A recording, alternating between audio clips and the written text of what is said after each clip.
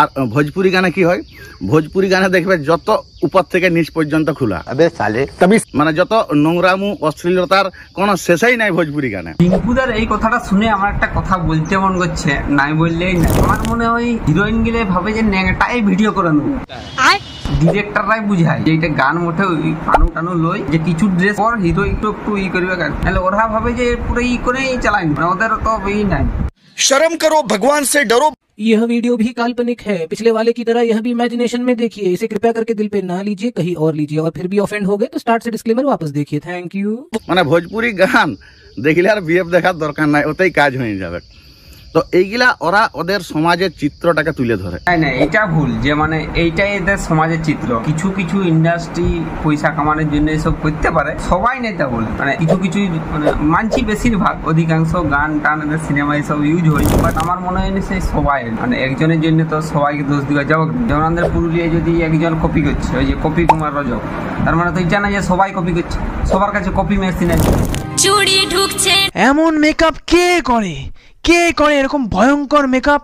গোবরের সাথে পাউডার মিশিয়ে মাখলেও এমন হয় না। এই ছোট লোক, মুখ থেকে গুটখা ফেলে আয়। হে তো খুড়া ইয়ার আগেও দেখেছো, আমরা পুরুলিয়া ডবল মিনিং গানকে রোস্ট করার আগেই কলকাতাবাসী বহু ইউটিউবার এরকম পুরুলিয়া গানকে সেই লেভেলের রোস্ট করেছে, ডবল মিনিং গানকে বা পুরুলিয়ার যে কোনো ছোটখাটো ভুল ত্রুটি গিলাকে, যেমন ডবল মিনিং গান তার মধ্যে একটা। এখন আমি একটা কথা বলছি, কথাটা শুনে মনে হোক যে আমি ডবল মিনিং গানকে প্রমোট করছি বা ওটাকে ভালো বলছি, কিন্তু নাই। আমি বলতে চাইছি যে কলকাতার ইউটিউবাররা ডবল মিনিং গান মানে পুরুলিয়ার গানগুলাকে কেন টার্গেট করলো? ডবল মিনিং গান কি বলিউডের?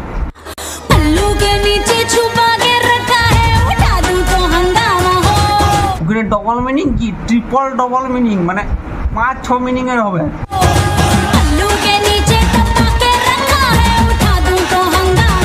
মানে এত আছে, আমি শোনাচ্ছি একটু করে। তো ওগুলাকে কারণ করে নাই, কারণ ওরা ইয়ার ভিডিও দেখবে না। কলকাতার ইউটিউবার যারা আছে, এই যে ঢঙ্গাই, এদের ভিডিও দেখবে না, ওই জন্য ওরা পুরুলিয়া গানকে টার্গেট করে। অন্য ইন্ডাস্ট্রিও ডবল মিনিং গান আছে, ওদেরকে করে না। দিছি দেখো। আর এই গানটা যে বানিয়েছে ভাই, তাকে অস্কার দেওয়া দরকার। আর একটা কথা, পুরুলিয়ার অধিকাংশ মানুষের নাম কি নুনু না? মানে কয়েকদিন আগে ঘুরতে গেছিলাম তো, এ ওকে নুনু বলছে, ও ওকে নুনু বলছে। আর এই মালটাকে কি বলবি, রোস্ট করতে জানাই নাই, কথা বলার যা ঢং, উল্টা পাল্টা মানে খারাপ খারাপ কথা বললে যে রোস্ট হয়, মানে এই একে দেখে শিখবি। বৌদির কাছে একটা নয়, দুটো বড় বড় সাইজের ফুটবল রয়েছে, কোনো সন্দেহ নেই। মামুনি ভাইব্রেটার লাগিয়ে ডান্স, কোনো ঢং নাই। আমাকে তো এর ভিডিও দেখতেও পোষায় নাই, মানে উল্টা পাল্টা বডি পার্টসকে ক্রিটিসাইজ করে ইয়ার মোটামুটি চলে। মানে বিষয়টা যদি একটু তোমরা কমেন্ট বক্সে এক্সপ্লেন করে দিতে তাহলে ভালো হতো। পুরুলিয়া থেকে জানি অনেকেই ভিডিও দেখো, তো তোমরা একটু কমেন্ট বক্সে এক্সপ্লেন করে দাও এই নুনু নামটা মানে কি। এটা এই মালটাকে তো এমনিতে কেউ কমেন্ট করে নাই, এর ভিডিওতে লাইকও তো করে নাই, ওই জন্য জোর করে যাতে কেউ কমেন্ট করে, ওই জন্য এইসব কথাবার্তা নুনু বিস্তারিত আলোচনা করে দাও, তাহলে আর কমেন্টে এঙ্গেজমেন্টটা বাড়ে যাবে। আমরা কি হ্যাংলা? এই পুরুলিয়াবাসী, আমাদের পুরুলিয়ার ছৌ নৃত্য এক সময় আমেরিকা গেছিল। আমাদের ঝাড়গ্রামের ঝুমর শিল্পী বিজয় মাহাতো ব্যাঙ্গালোরে, মুম্বাইয়ে, এরকম বহু বাইরে সিটিয়ে ওর গান প্রদর্শন করে এসেছে। তাহলে সেই জায়গায় আমাদের কপি করতো যারা, আমরা এখন সম্বলপুরি বা ভোজপুরি গানের কপি করছি। ভালোই হয়েছে তো, ওরা আগে কপি করতে, এখন আমরা করছি সদবোধ। সব চোর হ্যাঁ সালে। হয় এটা ঠিক যে এখন কপি করলে মোটামুটি ধরে নেবার ক্ষমতা আছে, সকলের হাতে স্মার্টফোন আছে বলে এই গানটার কপি। কমেন্টে লেখেই নেই, পুরুলিয়া গানের নিচে কমেন্ট লেখে নেই এটা কপি গান। যত ভালো গান আমি বলছি শালা এত সুন্দর গান বাড়ি গাইছে, নিচে মোটামুটি কমেন্ট পাই যাবে, দেখবে বেশিরভাগ গানেই ভালো ভালো গানে কপি গান করা হয়েছে। যেমন সেভেল মিউজিক, ডিজে আনন্দ, এই সমস্ত যারা বড় বড় চ্যানেল আছে, মানভূম কী সব, ওইগুলো আমি অত জানি নাই। এরা তখন মানে কম্পিটিশান কম ছিল এবং সিঙ্গারদেরও সংখ্যা কম ছিল, ওরা গান ছাড়তো, হিট হইতো, তখনকার ওরা ব্র্যান্ড হয়ে আসে একটা। কিন্তু এখন এক একটা পাড়ায় 2-3টা করে মিউজিক চ্যানেল। এই কথাটা আমি ভিডিওর অনেক আগেই তুলে ধরছি, মানে এটা নিয়ে ভিডিও করছি। মানে এখন গায়ে পাড়ায় যত গানায় ছাগল আছে তাহলে বেশি এই ইউটিউব চ্যানেল আছে ঝুমর গানা।